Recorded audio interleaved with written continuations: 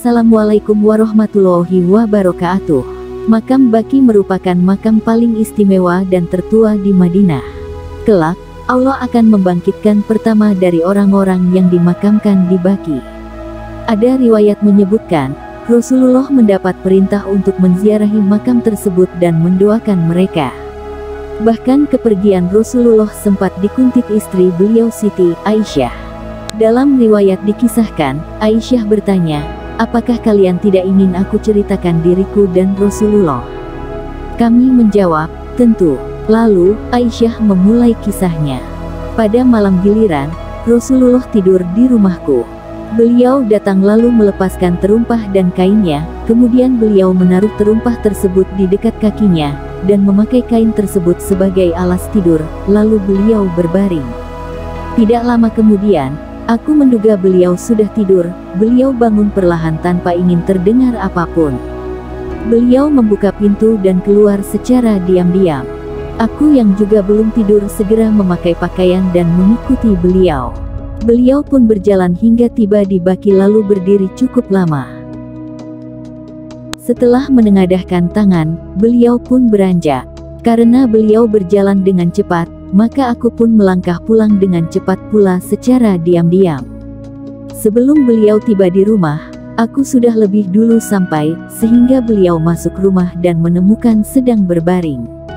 Beliau bertanya, "Ada apa denganmu, Aisyah? Kamu tampak gugup."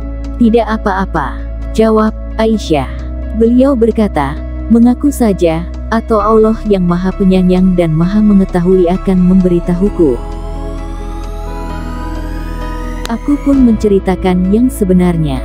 Lalu beliau berkata, "Jadi engkaulah bayangan hitam yang ada di depanku itu?" "Ya." Dalam dadaku timbul rasa ingin tahu yang memaksaku untuk mencari tahu. Beliau berkata, "Apa engkau kira Allah dan Rasul-Nya akan menyembunyikan hal itu dari engkau? Bagaimanapun manusia menutup-nutupi sesuatu, pasti Allah mengetahuinya," jawab Aisyah. Beliau berkata, "Sesungguhnya Jibril datang kepadaku, ia menyeru kepadaku tanpa engkau ketahui, ia tidak masuk karena engkau membuka pakaian. Sementara aku mengira engkau sudah tidur. Maka aku tidak ingin mengganggu engkau tidur."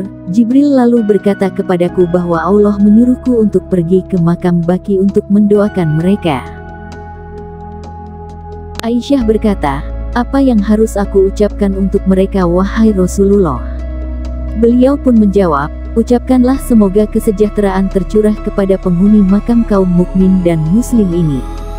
Semoga Allah melimpahkan rahmatnya kepada yang meninggal lebih dulu di antara kami, atau yang akan meninggal setelahnya. Sesungguhnya kami akan menyusul kalian dengan izin Allah." Demikian kisah ini diriwayatkan dalam hadis Muslim.